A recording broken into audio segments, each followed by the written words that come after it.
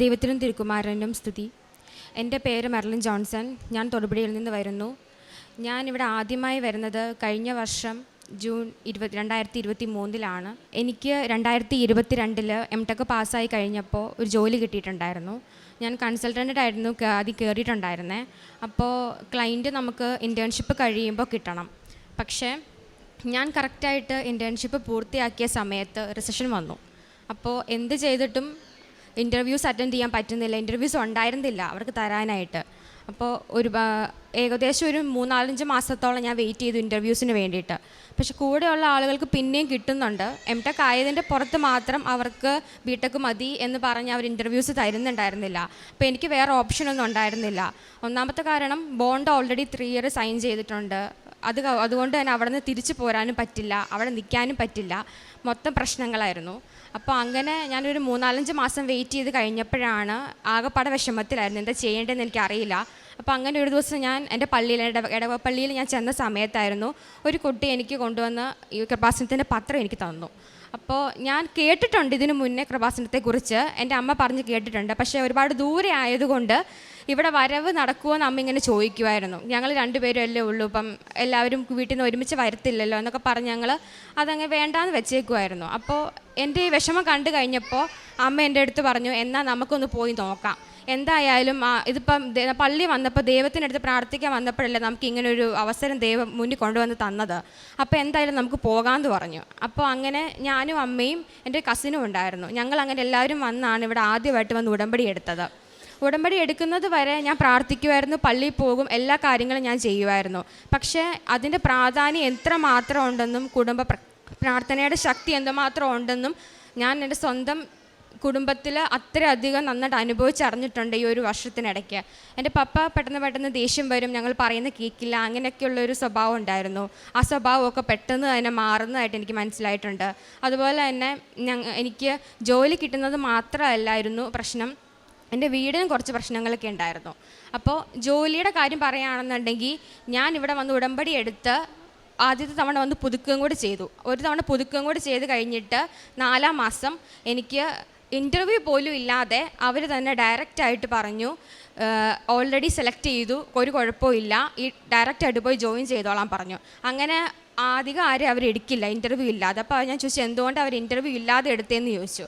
അപ്പോൾ പറഞ്ഞു already MTech ഉണ്ടല്ലോ, അപ്പോൾ അത്യാവശ്യം കുഴപ്പമില്ല അവർക്ക്, അപ്പോൾ അതുകൊണ്ട് വീട്ടിൽ കാണിക്കാൻ ഒരു ഇൻ്റർവ്യൂ പറഞ്ഞേനെ, അപ്പോൾ ഇത് ഇല്ലയെന്ന് പറഞ്ഞു. അപ്പോൾ എനിക്ക് ദൈവത്തിനോട് ഒരുപാട് സന്തോഷം തോന്നിയൊരു നിമിഷമായിരുന്നു. കാരണം ബിടെക് ആണ് എന്ന് പറഞ്ഞ് എനിക്ക് എല്ലാവർക്കും ഇൻ്റർവ്യൂ കൊടുക്കുകയും എനിക്ക് തരാതിരിക്കുകയും ചെയ്ത സമയത്ത് പോലും എനിക്ക് ഭയങ്കര വിഷമം ഉണ്ടായപ്പോൾ മാതാവ് എനിക്ക് അത് ഇൻ്റർവ്യൂ ഇല്ലാതെ തന്നെ വാങ്ങിച്ചു തന്നു.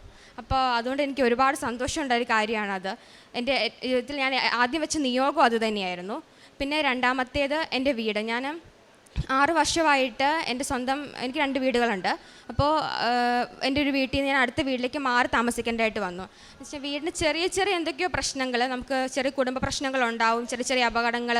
അപ്പോൾ കുടുംബത്തിന് മൊത്തത്തിലൊരു മനസ്സമാധാനമില്ലാത്ത ഒരു അവസ്ഥയായിരുന്നു. അപ്പോൾ ആദ്യമൊന്നും ഞങ്ങൾക്ക് ആർക്കും അത് മനസ്സിലായില്ല. പിന്നെ തന്നെത്താനെ പെട്ടെന്ന് വീഴ്ച, അപകടങ്ങൾ, അപ്പോൾ അങ്ങനെയെല്ലാം വന്നപ്പോൾ ആകെപ്പാടെ ഒരു വിഷമമായി. ഇപ്പോൾ എന്താ ചെയ്യണ്ടേ? അപ്പോൾ വീടിന് എന്തൊക്കെയോ ചെറിയ പ്രശ്നങ്ങളുണ്ടെന്ന് ഞങ്ങൾക്ക് തോന്നി തുടങ്ങി. അങ്ങനെ തോന്നി തുടങ്ങിയ സമയത്ത് എന്നാൽ പിന്നെ ഇവിടെ നിൽക്കണ്ട, വേറെ വീടുണ്ടല്ലോ, അങ്ങോട്ടേക്ക് മാറി താമസിക്കാമെന്ന് വിചാരിച്ച് ഞങ്ങൾ തന്നെ മാറി. പക്ഷേ ഈ വീടിന് എന്താ ചെയ്യേണ്ടതെന്നോ ഇതിന് മുന്നോട്ടേക്ക് ഇനി എന്ത് ചെയ്യണമെന്നോ ഞങ്ങൾക്ക് അറിയാത്തൊരു സിറ്റുവേഷൻ ആയിരുന്നു കഴിഞ്ഞ 6 വർഷമായിട്ട് ഞങ്ങൾക്ക് ഉണ്ടായിരുന്നത്. അപ്പോൾ ഇവിടെ വന്ന് ഉടമ്പടി എടുത്തപ്പോൾ ഞാൻ രണ്ടാമത് വെച്ചൊരു നിയോഗം, എത്രയും പെട്ടെന്ന് എൻ്റെ വീടിൻ്റെ പ്രശ്നം എന്താണെന്ന് വെച്ച് അത് പരിഹരിച്ച് തിരിച്ച് ആ വീട്ടിലേക്ക് പോകണം എന്നുള്ളതായിരുന്നു. അപ്പോൾ അത്രയ്ക്ക് വിഷമമുണ്ടായിരുന്നു അവിടെ നിന്ന് ഇറങ്ങി പോകുന്നതിൽ. അപ്പോൾ അതുകൊണ്ട് തന്നെ അത്രയ്ക്ക് 6 വർഷമായിട്ടുള്ള എൻ്റെ ആഗ്രഹമായിരുന്നു അത്. അതിനുവേണ്ടി മാതാവിൻ്റെ അടുത്ത് എന്നും ഞാൻ പ്രാർത്ഥിക്കുമായിരുന്നു, എന്തെങ്കിലും ഒരു വഴി കാണിച്ചു തരണമെന്ന്. കാരണം ഞാൻ പഠിച്ച് ജോലി കിട്ടിയിട്ടേ ഉള്ളൂ. അതുപോലെ തന്നെ കുറച്ച് പ്രശ്നങ്ങളുണ്ട്. അപ്പം വീട് പണിയണമെങ്കിൽ കുറച്ചധികം പൈസ വേണം താനും. അപ്പം ലോൺ എടുക്കാതെ എന്തായാലും തീരില്ല, അങ്ങനത്തെ ഒരു സിറ്റുവേഷൻ ഉണ്ടായിരുന്നു. അപ്പോൾ ലോൺ നോക്കിക്കഴിഞ്ഞപ്പോൾ അതും പ്രശ്നങ്ങളാണ്. ഓരോരോ പേപ്പറുകൾ അവർ പിന്നെയും പറയും. എല്ലാ പേപ്പറുകളും നമ്മൾ കൊണ്ടേ കൊടുത്താലും അവർ പിന്നെയും പറഞ്ഞ് ലാഗ് ചെയ്തുകൊണ്ടിരിക്കുമായിരുന്നു. അപ്പോൾ ഈ വീടിൻ്റെ പ്രശ്നങ്ങൾ പരിഹരിക്കാനായിട്ട് കിട്ടണമെന്ന് ആഗ്രഹിച്ച് അതേപോലെ സമയത്ത് ലോണിന് വേണ്ടി ഞാൻ ഉടമ്പടി വെച്ചിട്ടുണ്ടായിരുന്നു. ഒരേ സമയം തന്നെ എനിക്ക് 2 കാര്യം മാതാവ് നടത്തി തന്നു. വീടിൻ്റെ പ്രശ്നങ്ങൾ മാറ്റാനുള്ള ആളെ മാതാവ് ഞങ്ങൾക്ക് കണ്ടെത്തി തന്നു. അതുപോലെ തന്നെ ലോണിൻ്റെ കാര്യങ്ങളും കറക്റ്റായിട്ട് 2ാമത്തെ പ്രാവശ്യം ഇവിടെ പുതുക്കി കൃത്യം ഒരു 5 മാസം കഴിഞ്ഞപ്പോൾ എനിക്ക് ലോണ് ശരിയാക്കി തന്നു. ഇപ്പോൾ ഈ കഴിഞ്ഞ സെപ്റ്റംബറിൽ ഞങ്ങൾ വീടിൻ്റെ പണികളെല്ലാം തീർത്ത് ഞങ്ങൾ കയറി വീട്ടിലാണ്. അതുപോലെ ഈ 2 കാര്യങ്ങൾ ഞാൻ ആഗ്രഹിച്ച പോലെ തന്നെ മാതാവ് എനിക്ക് നടത്തി തന്നു. ഇനി എൻ്റെ കുടുംബത്തിലേക്ക് അനുഗ്രഹങ്ങൾ നൽകണമെന്ന് ഞാൻ മാതാവിനോട് കൃത്യമായിട്ട് അപേക്ഷിക്കുകയാണ്. എൻ്റെ ജീവിതത്തിലുണ്ടായ മാറ്റങ്ങൾ ഞാൻ മറ്റുള്ളവരെ സഹായിക്കാനായിട്ട് ഒരുപാട് തുടങ്ങിയിട്ടുണ്ട്. ഇപ്പോൾ പണ്ട് മറ്റുള്ളവരെ കാണുമ്പം നമ്മൾ ചെറിയ എന്തെങ്കിലും സഹായം കൊടുക്കുക അങ്ങനെയൊക്കെ ചെയ്യുള്ളായിരുന്നു. പക്ഷേ ഇപ്പോൾ അവർക്ക് എന്താ വേണ്ടതെന്ന് ചോദിക്കാനും അത് അവർക്ക് വേണ്ട സഹായങ്ങൾ ചെയ്തു കൊടുക്കാനും ഒക്കെ തുടങ്ങി. പിന്നെ പാവങ്ങൾക്ക് അന്നദാനം കൊടുക്കണമെന്ന് ഉള്ള കാര്യങ്ങൾ, അങ്ങനത്തെ കാര്യങ്ങൾ കൂടെ ചെയ്യാൻ തുടങ്ങി. പിന്നെ രോഗികളെ കാണാനായിട്ട് തീരെ അസുഖമായിട്ടുള്ള ആൾക്കാരെ പോയി കാണുകയും അവരോട് സംസാരിക്കുകയും അവർക്ക് പറ്റുന്ന കാര്യങ്ങളൊക്കെ അവർക്ക് ചെയ്തു ചെയ്യുകയും അങ്ങനെയൊക്കെ ചെയ്യുന്നുണ്ട് ഇപ്പോൾ. അതുപോലെ എൻ്റെ പ്രാർത്ഥനാ ജീവിതത്തിൽ ഒരുപാട് മാറ്റങ്ങൾ ഞാനിവിടെ വന്ന ഈ 1 വർഷത്തിനകം സംഭവിച്ചിട്ടുണ്ട്. എൻ്റെ കുടുംബത്തിലും അതെ, എന്ന് കുടുംബ പ്രാർത്ഥന ചെല്ലുകയും എല്ലാവരും നല്ല രീതിയിൽ പ്രാർത്ഥനാ ജീവിതത്തിൽ ജീവിക്കാനായിട്ട് തുടങ്ങിയ ഒരു വർഷം കൂടിയായിരുന്നു കഴിഞ്ഞ വർഷം. യെശയ്യാ 25:4 അങ്ങ് പാവപ്പെട്ടവർക്ക് കോട്ടയും ദരിദ്രൻ്റെ കഷ്ടതകളിൽ അവന് ഉറപ്പുള്ള അഭയവുമാണ്. കൊടുങ്കാറ്റിൽ ശക്തിദുർഗവും കൊടുംവെയിലിൽ തണലും. മെർലിൻ ജോൺസൺ എന്ന ഈ സഹോദരി തൻ്റെ വ്യക്തിജീവിതത്തിലും കുടുംബത്തിലും ലഭിച്ച വലിയ അനുഗ്രഹങ്ങളെ സന്തോഷത്തോടും നന്ദിയോടും കൃപാസനം അമ്മ മാതാവിൻ്റെ തിരുനടയിൽ സാക്ഷ്യപ്പെടുത്തുകയാണ്. മകൾ ആദ്യം പറയുന്നത് മകളുടെ ജോലിയിലുണ്ടായ ഒരു പ്രയാസമാണ്. കോവിഡിന് ശേഷം ജോലി അത് മുന്നോട്ട് തുടർച്ചയായി കൊണ്ടുപോകുവാൻ പറ്റാതെ വരികയും ഇൻ്റർവ്യൂ പലത് പരിശ്രമിച്ചിട്ട് ഇൻ്റർവ്യൂവിൽ മുന്നോട്ട് പോകുവാനാവാത്ത സാഹചര്യം ഉണ്ടായപ്പോഴാണ് ഉടമ്പടി എടുത്ത് പ്രാർത്ഥിക്കാമെന്ന് തീരുമാനിക്കുകയും അമ്മ മാതാവിൻ്റെ തിരുനടയിൽ സന്തോഷത്തോടും ആഗ്രഹത്തോടും ശരണം വെച്ച് ഉടമ്പടി എടുക്കുകയും ചെയ്യുന്നത്. മകൾ പറയുന്നുണ്ട്, ഉടമ്പടി എടുത്തതിന് ശേഷം ഇൻ്റർവ്യൂ പോലും ഇല്ലാതെ തൻ്റെ ജോലി അത് കുറച്ചുകൂടി മെച്ചപ്പെടുത്തി സ്ഥിരപ്പെടുത്തുകയും കുറെ കൂടി സാമ്പത്തിക ഭദ്രതയോടുകൂടി ജീവിതത്തെ സുരക്ഷിതമാക്കുവാൻ അതുവഴി അമ്മ മാതാവ് സാഹചര്യങ്ങൾ ഒരുക്കി തരികയും ചെയ്തു. മറ്റുള്ളവർ ഇൻ്റർവ്യൂ എടുത്ത ജോലിയിൽ പ്രവേശിച്ചപ്പോൾ താൻ അപ്പോൾ തഴയപ്പെടുകയോ തള്ളപ്പെടുകയോ ചെയ്തെങ്കിലും അമ്മ മാതാവിൻ്റെ ഉടമ്പടി എടുത്ത് ജീവിക്കുമ്പോൾ തന്നെ മുൻപന്തിയിലേക്ക് കൊണ്ടുവരുവാനും അവരോടൊപ്പം നിർത്തുവാനും അമ്മ പ്രത്യേകമാംവിധം ഇടപെടുകയും സഹായിക്കുകയും ചെയ്തതിനെയാണ് ആദ്യം സാക്ഷ്യപ്പെടുത്തിയത്. രണ്ടാമത് ഭവനവുമായി ബന്ധപ്പെട്ടുള്ള വിഷയമാണ്.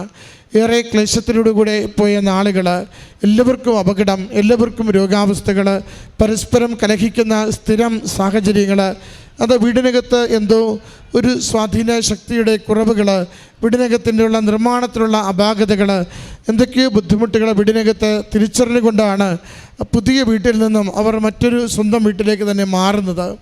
അവർ മകളുടെ പ്രത്യേകമായ പ്രാർത്ഥനയായിരുന്നു, ഒന്ന്, ഇത് വീടിൻ്റെ കുഴപ്പങ്ങളൊന്ന് തിരുത്തുവാനുള്ള വഴികൾ തെളിച്ചു തരണം. രണ്ടാമത്തത്, വീടിൻ്റെ അല്പം കൂടി കാര്യങ്ങൾ തീർക്കുവാനുണ്ട്, അതിന് ഉപകരിക്കുന്ന രീതിയിൽ ലോൺ ശരിയായി കിട്ടണം. ലോണിനും ഒത്തിരി പേപ്പറുകൾ നിരന്തരം ആവശ്യപ്പെട്ടുകൊണ്ട് ഒരിക്കലും ലഭിക്കാത്ത വിധത്തിൽ ഇങ്ങനെ വല്ലാതെ വീടിനെയിട്ട് വ്യക്തികളെയിട്ട് കുഴപ്പിക്കുന്നുണ്ടായിരുന്നു. ഉടമ്പടിയിൽ 2 നിയോഗവും എഴുതി വയ്ക്കുമ്പോൾ മകൾ പറയുന്നുണ്ട്, ഒരുപോലെ രണ്ടും സാധിക്കുന്ന വിധത്തിൽ അമ്മ മാതാവ് സഹായിച്ചുവെന്ന്. ഒന്ന്, ശരിയായൊരു വ്യക്തിയെ കണ്ടെത്തുകയും ആ വ്യക്തി ചെറിയ ചെറിയ കുറവുകൾ കാണിച്ചു കൊടുത്തുകൊണ്ട് തിരുത്തുവാൻ ആവശ്യപ്പെട്ടു. ആ തിരുത്തലുകളിലൂടെ വീടിൻ്റെ ദോഷങ്ങളൊക്കെ മാറിക്കിട്ടിയെന്ന് മകൾ പറയുന്നു. മറ്റൊന്ന്, അതേ സമയത്ത് തന്നെ ആ ഓഫീസിൽ ചെല്ലുമ്പോൾ ആ ഓഫീസറോട് അമ്മ മാതാവിനെ സമർപ്പിച്ച് പ്രാർത്ഥിച്ച് ചെന്ന് സംസാരിക്കുമ്പോൾ മറ്റെല്ലാ തടസ്സങ്ങളും മറ്റൊരു പേപ്പറും ആവശ്യപ്പെടാതെ വേഗത്തിൽ ലോൺ അനുവദിക്കുകയും അതിലൂടെ ആ വീടിൻ്റെ നിർമ്മാണ പ്രവൃത്തികൾ സുന്ദരമായി വേഗതയിൽ പൂർത്തീകരിക്കുവാനുള്ള സഹായം ലഭിക്കുകയും ചെയ്യുന്നു. പ്രിയമുള്ളവരെ, സമയച്ചുരുക്കത്തിൻ്റെ അമ്മയുടെ സാന്നിധ്യത്തെയാണ് സൂചിപ്പിക്കുന്നത്. അസാധ്യ കാര്യങ്ങൾ വേഗത്തിൽ സാധിച്ചു കൊടുക്കുന്ന അമ്മയുടെ സാന്നിധ്യത്തെയാണ് സൂചിപ്പിക്കുന്നത്. ഭാരപ്പെട്ടതൊക്കെയും ലഘൂകരിച്ചു കൊടുത്ത് ജീവിതത്തെ സുരക്ഷിതമാക്കുന്ന അമ്മ മാതാവിൻ്റെ സഹായത്തെയാണ് മകളുടെ വാക്കുകളിൽ സൂചിപ്പിക്കുന്നത്. ഈ അനുഗ്രഹങ്ങൾ നൽകിയ അമ്മ മാതാവിനും തിരുക്കുമാരനും നന്ദി പറഞ്ഞുകൊണ്ട് കരങ്ങളടിച്ച് ഈ സാക്ഷ്യം നമുക്ക് സമർപ്പിക്കാം. അത്യപൂർവ ദൈവാനുഭവങ്ങൾ ഇനി നിങ്ങൾക്കും സ്വന്തം. ഈ യൂട്യൂബ് ചാനൽ ഇതുവരെ സബ്സ്ക്രൈബ് ചെയ്തിട്ടില്ലെങ്കിൽ ഇപ്പോൾ തന്നെ സബ്സ്ക്രൈബ് ചെയ്യുക. ഈ